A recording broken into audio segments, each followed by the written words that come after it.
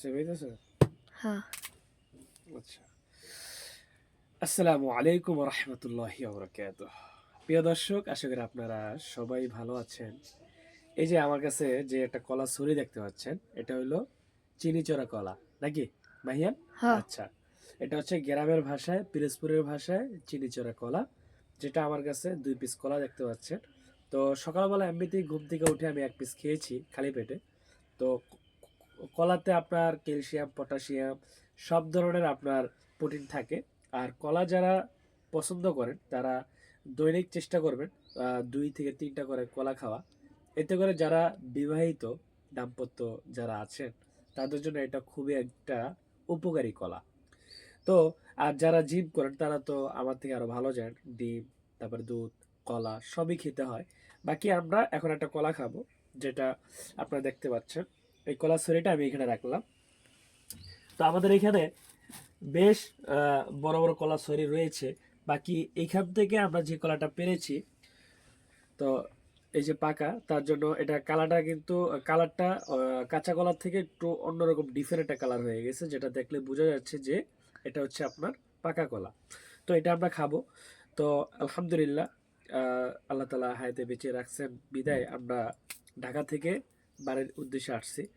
তো এই যে কলাটা যে আমি ওই যে ছিটতাছি, যখন আপনারা কলা খাবেন অনেক সময় কলা থেকে বুইজা যায়, নরম হয়ে যায়। এটা অনেকের কাছে ভালো লাগে, আবার অনেকের কাছে ভালো লাগে না। আর বিশেষ করে আমার কথা যদি আমি বলতে যাই, আমি একটু টাটকা জিনিস পছন্দ করি সব কিছুতে। যে কোনো ফল, খাবারের দিক দিয়েও, খাবার দিক দিয়ে টাটকা কীরকম, গরম গরম একটা খাবার। কিন্তু রাসূল সাল্লাল্লাহু আলাইহি ওয়াসাল্লাম বলেছেন যে খাবার ঠান্ডা করে খাওয়া ভালো। এটা আমরাও জানি, এটা একটা সুন্নত। বাকি আমরাও খাবারটা ঠান্ডা করি, কিন্তু ওভাবে এতটা গরম খাবার কেউ খেতেও পারবে না। তো যাই হোক, তো আমরা এই যে কলাটা নিয়েছি, তো দেশি কলা পিরিজপুরের, এবং আমাদের নিজস্ব ক্ষেতের চিনিচড়া কলা, যেটা আপনারা আগে কখনো দেখেন নাই।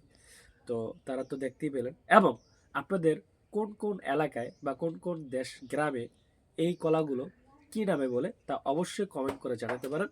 এবং যারা ভিডিওটি দেখতে পাচ্ছেন তারা অবশ্যই শুরু থেকে যারা দেখেছেন, আমাদের চ্যানেলটিতে যারা দেখতে পাচ্ছেন, যারা সাবস্ক্রাইব করেন নাই, তারা অবশ্যই আমাদের চ্যানেলটি সাবস্ক্রাইব করে আমাদের সাথেই থাকুন নিত্য নতুন ভিডিও পাওয়ার জন্য। আর যারা ফেসবুক থেকে যারা দেখতে পাচ্ছেন, তারা অবশ্যই আমাদের লাইক, ফলোয়ার, কমেন্ট করে আমাদের সাথেই থাকুন, বন্ধু হিসেবে আমাদের পাশেই থাকুন।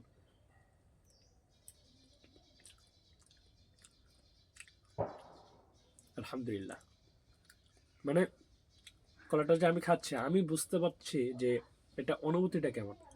বাকি আপনারা যারা আছেন দেশ বাড়িতে যখন আসবেন, টাটকা ফল, টাটকা শাকসবজি, অন্তত এগুলো খাওয়ার চেষ্টা করবেন। আমরা ঢাকা শহরে যারা থাকে মাছ গোস এগুলো তো রেগুলার খাওয়া হয়, কিন্তু শহরে এসে মানে গ্রাম শহরে এসে যখন টাটকা ফল জিনিস খাবেন, এটা যে একটা স্বাদ, এটা যে একটা অনুভূতি, এটা যারা খায় বা যারা খেয়েছে তারা এটা বুঝবে, এছাড়া অন্য কেউ বুঝবে না। তো আজকের ভিডিও এই পর্যন্ত। সবাই সুস্থ থাকবেন, ভালো থাকবেন। আবার দেখা হবে অন্য একটা ভিডিও নিয়ে। আসসালামু আলাইকুম রহমতুল্লাহি আবরাকাতুহু।